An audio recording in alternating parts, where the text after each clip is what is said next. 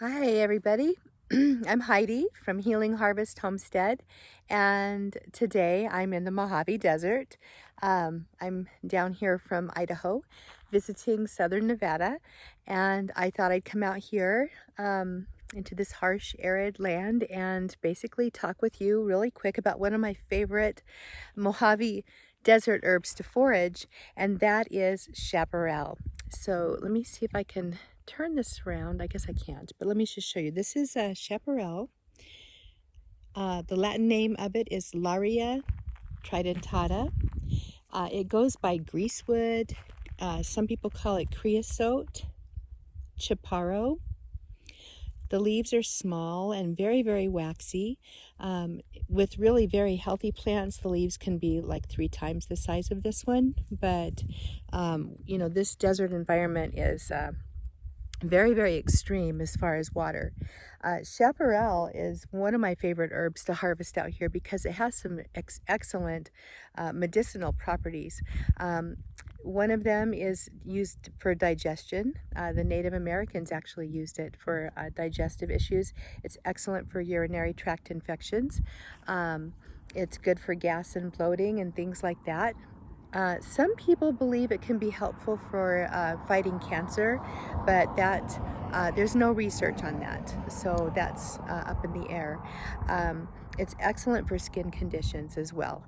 So this is chaparral. Let's talk about a little bit quickly about how to prepare it. Chaparral can be prepared, use it by teas, tinctures.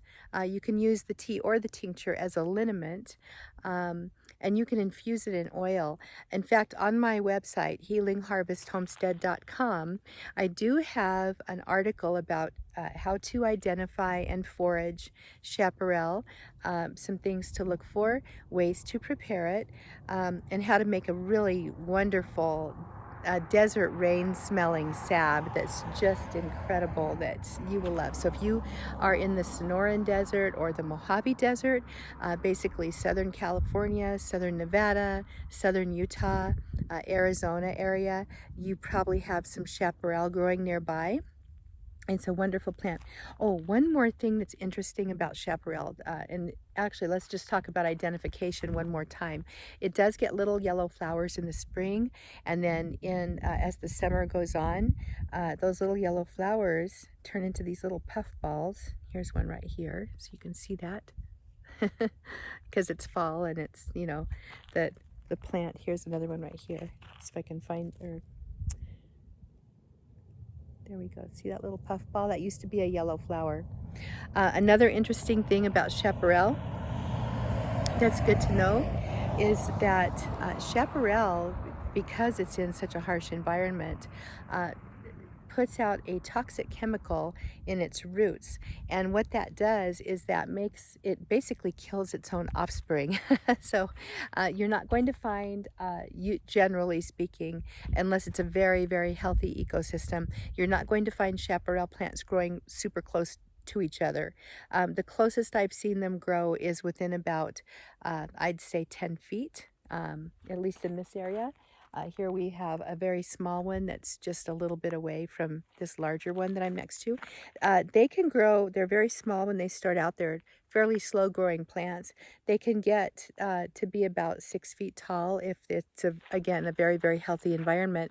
And that, my friends, is a little bit about chaparral, a wonderful desert plant, excellent for several uses, easy to prepare, and smells really, really, really good. As far as contraindications, let me just talk about safety factors in using chaparral.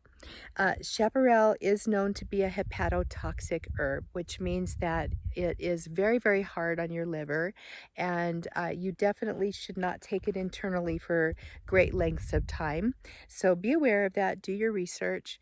If you have liver problems, you might want to consider avoiding chaparral internally at least. And visit my blog, healingharvesthomestead.com, for more information. If you're watching this on YouTube, subscribe. And if you're watching this in my herbal Facebook group, Practical Herbs with Heidi, I hope you're enjoying it, and comment. And I will talk with you guys all later. Bye.